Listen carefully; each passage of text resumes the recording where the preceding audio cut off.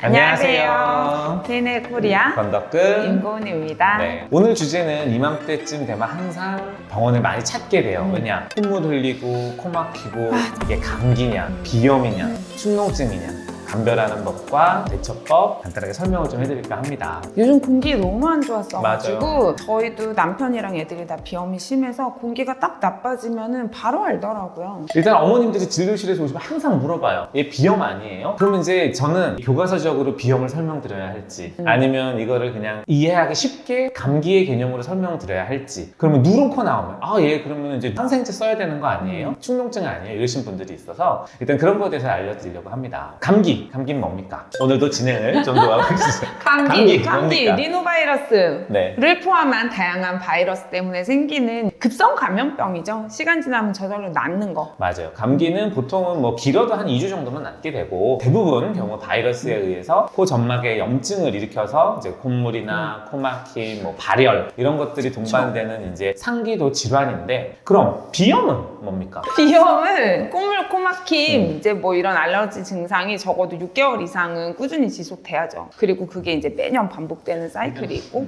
또 비염은 일단 비염은 알러지성과 약간 비알러지성 이렇게 생각하실 수 있어요. 그러니까 크게 포괄적으로 보면 사실 비염, 코의 염증이죠. 마찬가지로 코 점막에 의한 보통 진료실에서 얘가 비염인가요? 라고 얘기했을 때 그거는 우리가 보통 알러지성 비염을 얘기를 해요. 알러지성 비염이라는 거는 특정 항원, 예를 들어 진먼지 진드기, 뭐 꽃가루, 먼지 자체, 뭐 미세먼지 이런 거에 대한 게 원인 유발 인자가 있어서 그 유발 항원에 의해서 점막이 자극이 돼서 염증이 생겨서 콧물을 흘린다거나 부어서 코막힘이 생긴다거나 재채기를 한다거나 그런 게 생길 수 있고요. 보통은 이게 이제 시저널, 그래서 계절적인 비염이라고 하기도 하고 알러지성 비염을 얘기를 하는 거고 이게 이제 아주 지속적인 비염이라는 또 분류로 나뉘기도 해요. 그런 거는 말씀하신 것처럼 이제 6개월 이상 지속되기도 하고 항상 코도 좀 부어있게 되고 특정 원인보다 우리가 포괄적으로 감기라는 개념으로 볼 수 있는 그런 증상들을 유발하는 비염이 있는 거죠. 그렇기 때문에 어머님들이 진료실에 오셔서 얘 비염입니까? 했을 때 제가 막 미주알고자 얘가 진먼지 진드기 검사를 해야 되고 뭘 검사를 해야 되고 뭘 검사를 해야 돼서 이거에 대한 항원이 나왔을 경우에 이거에 대한 비염일 수 있고 이렇게 설명드릴 수도 있지만 보통 소아과 선생님들이 비염입니까? 그럼 이제 코 보시고 코 점막 부어있고 그러면 얘 비염입니다 라고 설명을 드리기는 해요. 왜냐면 감기의 개념이기는 하지만 특히나 요즘에 미세먼지 안 좋고 뭐 이러면은 너무 많이들 있거든요. 근데 진짜 어린애들 막 3돌 전후에 어린이집 가는 애들은 이제 저희가 6개월 이상 하면은 정말 감기가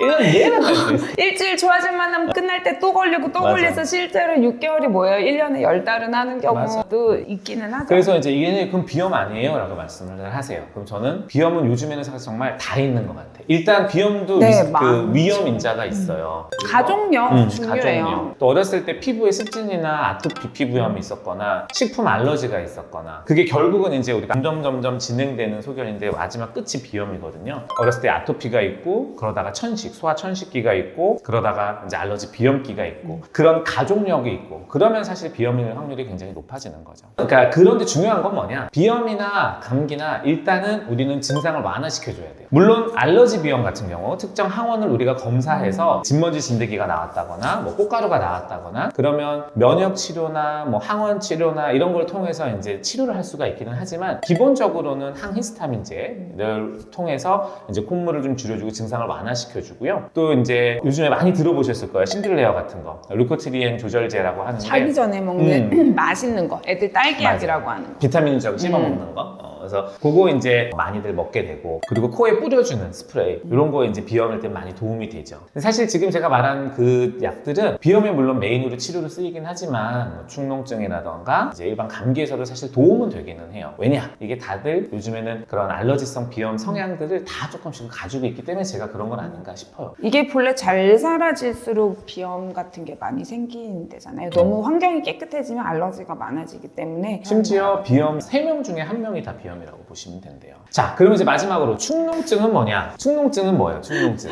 축농증, 부비동염. 우리 얼굴에는 뼈 안에는 여기 이렇게 안에 많은 빈 공간들이 있는데 이제 감기 합병증 혹은 이제 알러지 비염이나 합병증으로 생기는 이제 여기 부비동에 생기는 염증이죠. 맞아요. 그래서 그 점막만 침범을 하면 감기 또는 비염이라고 하면 요거는 이제 부비동에 침범을 하는 거고 보통은 2차적으로 세균 감염이 돼서 생기는 경우가 있어요. 발열을 동반하는 경우도 있고 두통이 굉장히 심한 경우도 있고 있고 여기 눌러봤을 때 압통 같은 게 생기는 경우들도 있고 일단 그런 경우는 이제 우리가 항생제를 치료하게 되고 보통은 후비루 코가 뒤로 넘어가요. 이제 누런 코가 나오기 시작했어요. 초록색 코가 나와요. 이제 이러면 우리가 부비동염을 생각을 하게 되고요. 물론 정확한 진단은 CT 같은 거 찍어가지고 부비동 안에 염증이 차 있는 걸 확인해야 되는 거지만 보통은 이제 외래 진료에서는 임상적으로 후비루가 있거나 제가 말씀드린 그런 증상들이 있으면 진단을 하게 되고 그리고 이제 항생제 치료를 하게 되는 거죠. 항생제 꽤 오래 먹어야 돼요. 증상 좋아지고 일주일 더 먹어야 재발하는 확률이 준다 그렇기 때문에 무슨 항생제 이렇게 오래 먹어요 뭐 이렇게 얘기하셔도 기본 2주에서 3주는 먹게 되는 것 같아요.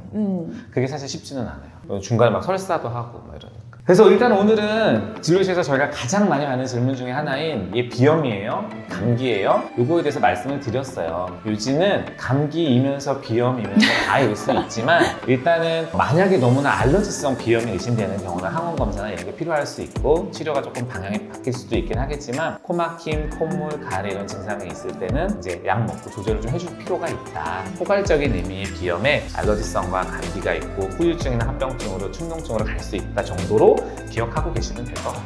네, 이렇게 올봄 우리 비염, 알러지로 너무 고생하지 말고 건강하게 잘 낫으면 좋겠습니다. 그러면 다음에 또 다른 주제로 저희는 찾아뵙겠습니다. 네, 감사합니다. 안녕히 계세요.